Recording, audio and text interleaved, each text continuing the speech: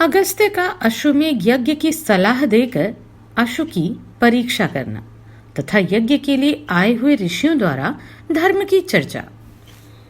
श्री राम बोले, विप्रवर, इक्ष्वाकु वंश में उत्पन्न हुए किसी पुरुष के मुख से कभी ब्राह्मणों ने कटु वचन तक नहीं सुना था, किंतु मैंने उनकी हत्या कर डाली।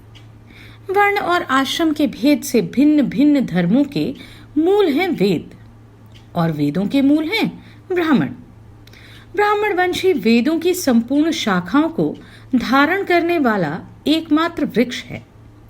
ऐसे ब्राह्मण कुल का मेरे द्वारा संहार हुआ है। ऐसी अवस्था में मैं क्या करूं जिससे मेरा कल्याण हो? अगस्त्य जी ने कहा, राजन, आप अंतर्यामी आत्मा एवं प्रकृति से परे साक्षात परमेश्वर हैं। आप ही इस जगत के कर्ता, पालक और संहारक हैं। साक्षात गुणातीत परमात्मा होते हुए भी आपने स्वेच्छा से सगुण रूप धारण किया है। मदिरा पीने वाला, ब्रह्म हत्यारा, सोना चुराने वाला तथा महापापी अर्थात गुरु स्त्री गामी, ये सभी आपके नाम का उच्चारण करने मात्र से तत्काल पवित्र हो जाते हैं। महामते, ये जनक किशोरी भगवती सीता महाविद्या हैं, जिनके स्मरण मात्र से मनुष्य मुक्त होकर सद्गति प्राप्त कर लेंगे। लोगों पर अनुग्रह करने वाले महावीर श्री राम, जो राजा अश्वमेध यज्ञ का अनुष्ठान करता है, वह सब पापों के पार हो जाता है। राजा मनु, सगर, मरुत और नहुषनंदन ययाति, ये आपके सभी पूर्वज यज्ञ करके परम पद को प्राप्त हुए हैं। महाराज, आप सर्वथा समर्थ हैं, अतः आप भी यज्ञ करिए। परम सौभाग्यशाली श्री रघुनाथ जी ने महर्षि अगस्त्य जी की बात सुनकर यज्ञ करने का विचार किया और उसकी विधि पूछी। महर्षि, अश्वमेध यज्ञ में कैसा अश्व होना चाहिए? उसके पूजन की विधि क्या है? किस प्रकार उसका अनुष्ठान किया जा सकता है तथा उसके लिए किन किन शत्रुओं को जीतने का विधान है? अगस्त्य जी ने कहा, रघुनंदन, जिसका रंग गंगा जल के समान उज्जवल तथा शरीर सुंदर हो, जिसका कान श्याम, मुख लाल और पूंछ पीले रंग की हो तथा जो देखने में भी अच्छा जान पड़े, वह उत्तम लक्षणों से लक्षित अश्व ही अश्वमेध में ग्राह्य बतलाया गया है। वैशाख मास की पूर्णिमा को अश्व की विधिवत पूजा करके एक ऐसा पत्र लिखें जिसमें अपने नाम और बल का उल्लेख हो। वह पत्र घोड़े के ललाट में बांधकर उसे स्वच्छंद विचरने के लिए छोड़ देना चाहिए तथा बहुत से रक्षकों को तैनात करके उसकी सब ओर से प्रयत्न पूर्वक रक्षा करनी चाहिए। यज्ञ का घोड़ा जहां जहां जाए, उन सब स्थानों पर रक्षकों को भी जाना चाहिए। जो कोई राजा अपने बल या पराक्रम के घमंड में आकर उस घोड़े को जबरदस्ती बांध ले, उससे लड़ भिड़कर उस अश्व को बलपूर्वक छीन लाना रक्षकों का कर्तव्य है। जब तक अश्व लौटकर न आ जाए, तब तक यज्ञकर्ता को उत्तम विधि एवं नियमों का पालन करते हुए राजधानी में ही रहना चाहिए। वह ब्रह्मचर्य का पालन करे और मृग का सींग हाथ में धारण किए रहे। यज्ञ संबंधी व्रत का पालन करने के साथ ही 1 वर्ष तक दीनों, नेत्रहीनों और दुखियों को धन आदि देकर संतुष्ट करते रहना चाहिए। महाराज, बहुत सा अन्न और धन दान करना उचित है। याचक जिस जिस वस्तु के लिए याचना करे, बुद्धिमान दाता को उसे वही वही वस्तु देनी चाहिए।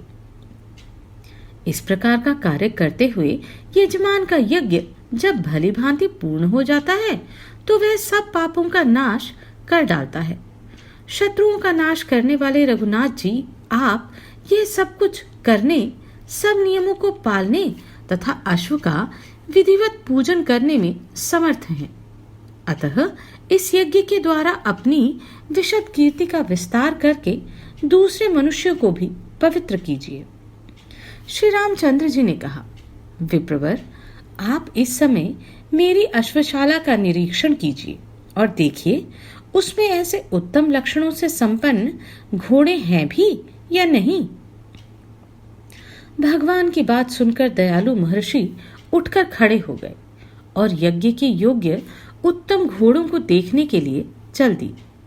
श्री रामचंद्र जी के साथ अश्वशाला में जाकर उन्होंने देखा, वहां चित्र विचित्र शरीर वाले अनेकों प्रकार के अश्व थे, जो मन के समान वेगवान और अत्यंत बलवान प्रतीत होते थे।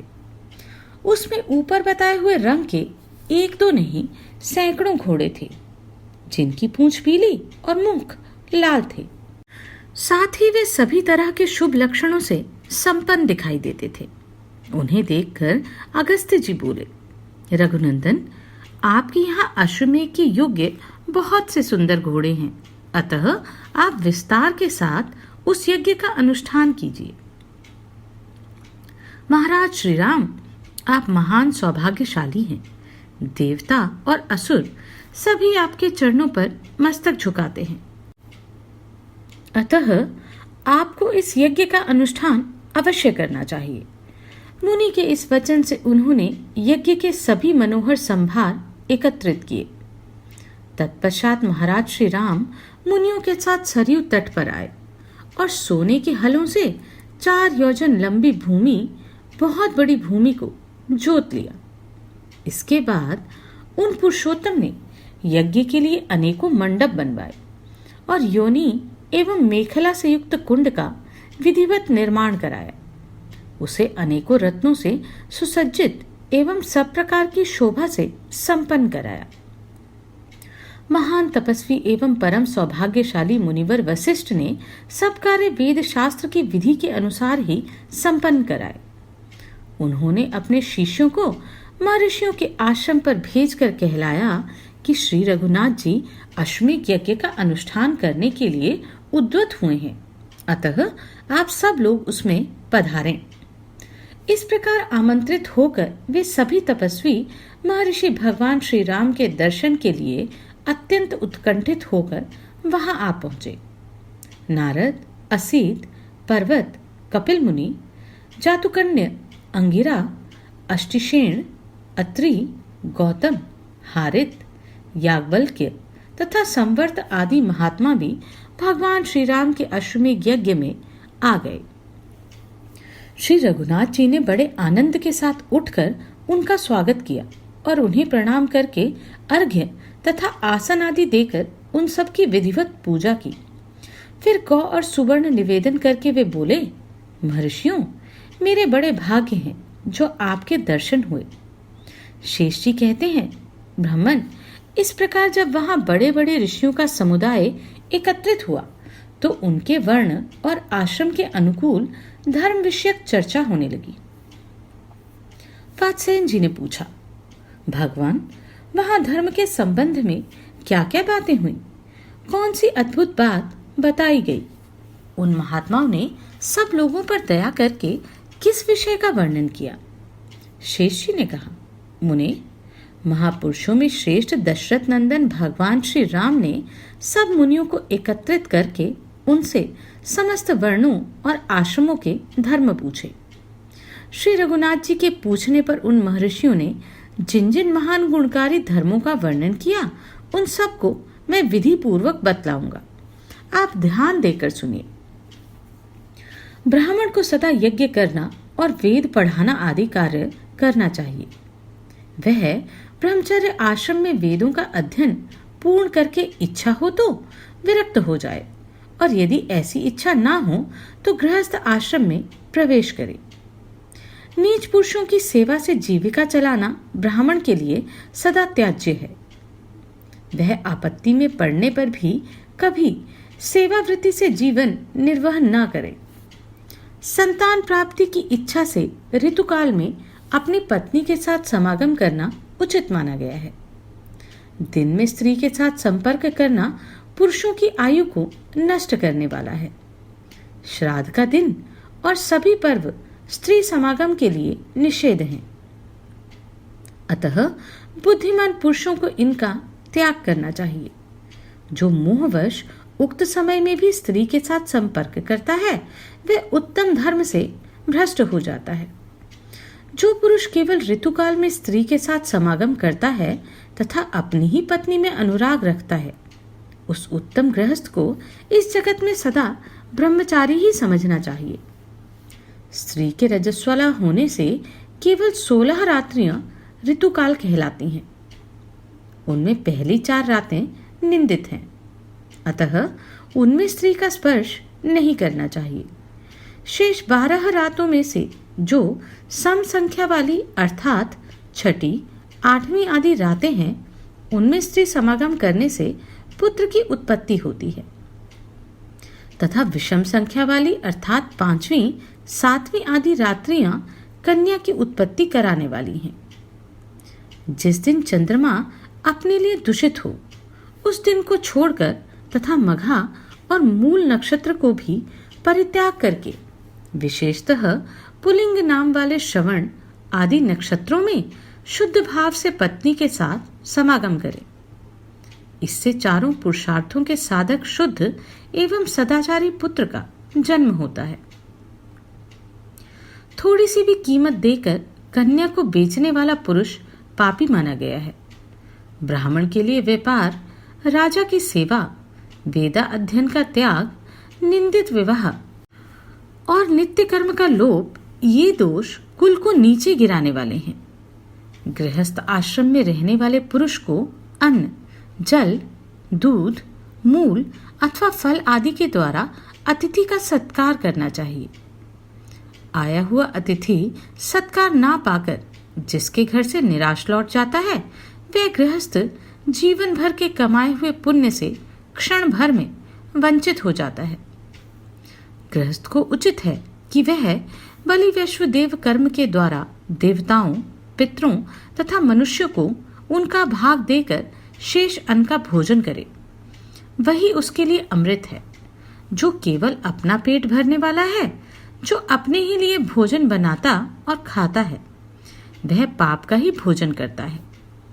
तेल में षष्ठी और अष्टमी को तथा मांस में सदा ही पाप का निवास है। चतुर्दशी को क्षौर कर्म तथा अमावस्या को स्त्री समागम का त्याग करना चाहिए। रजस्वला अवस्था में स्त्री के संपर्क से दूर रहें। पत्नी के साथ भोजन न करें। एक वस्त्र पहनकर तथा चटाई के आसन पर बैठकर भोजन करना निषेध है। अपने में तेज की इच्छा करने वाला श्रेष्ठ पुरुष को भोजन करती हुई स्त्री की ओर नहीं देखना चाहिए। मुंह से आग को ना फूंके। नग्न स्त्री की ओर दृष्टि ना डालें। बछड़े को दूध पिलाती हुई गौ को ना छेड़ें। दूसरे को इंद्रधनुष ना दिखावें। रात में दही खाना सर्वथा निषेध है। आग में अपने पैर ना सेकें। उसमें कोई अपवित्र वस्तु ना डालें। किसी भी जीव की हिंसा तथा दोनों संध्याओं के समय भोजन ना करें। रात्रि को खूब पेट भर के भोजन करना उचित नहीं है। पुरुष को नाचने, गाने और बजाने में आसक्ति नहीं रखनी चाहिए। कांसे के बर्तन में पैर धुलना निषेध है। दूसरे के पहने हुए कपड़े और जूते न धारण करें। फूटे अथवा दूसरे के जूठे किए हुए बर्तन में भोजन ना करें। भीगे पैर ना सोएं। हाथ और मुंह के जूठे रहते हुए कहीं ना जाएं। सोते सोते ना खाएं। उच्छिष्ट अवस्था में मस्तक का स्पर्श ना करें। दूसरों के गुप्त भेद ना खोलें। इस प्रकार गृहस्थ धर्म का समय पूरा करके वानप्रस्थ आश्रम में प्रवेश करें।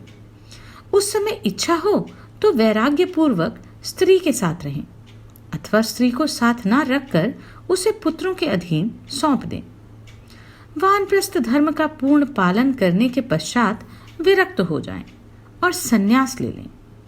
वात्सायन जी, उस समय महर्षियों ने उपर्युक्त प्रकार से अनेकों धर्मों का वर्णन किया तथा संपूर्ण जगत के महान हितैषी भगवान श्री राम ने उन सब को ध्यान पूर्वक सुना।